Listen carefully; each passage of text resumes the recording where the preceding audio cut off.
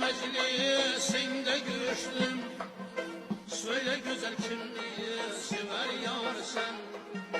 Söyle güzel kimliği sever yar sen. Bu yerlerde dilber sana tutundum. Bu yerlerde dilber sana tutundum.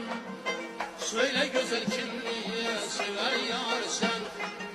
Söyle güzel kimliği sever yar sen.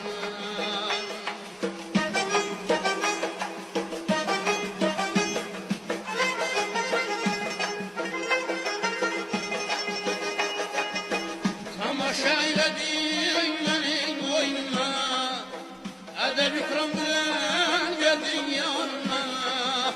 Kemerle zülfün saldın boynuma, kemerle zülfün saldın boynuma. Söyle güzel kimliği sever yar sen. Söyle güzel kimliği sever yar sen.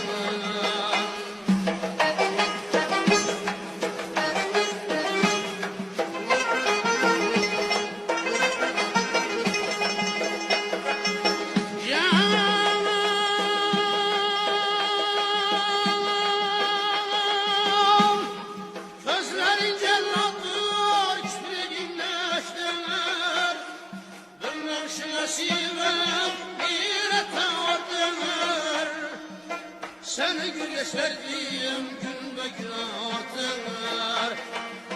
Seni gül yaşardığım gün ve gün artar.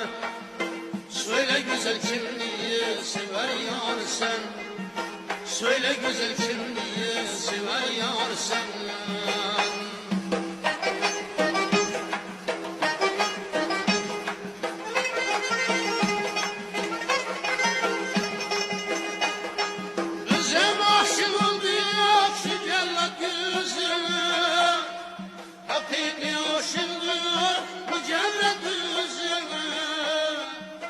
Necip sen söylesin sözün sözüne.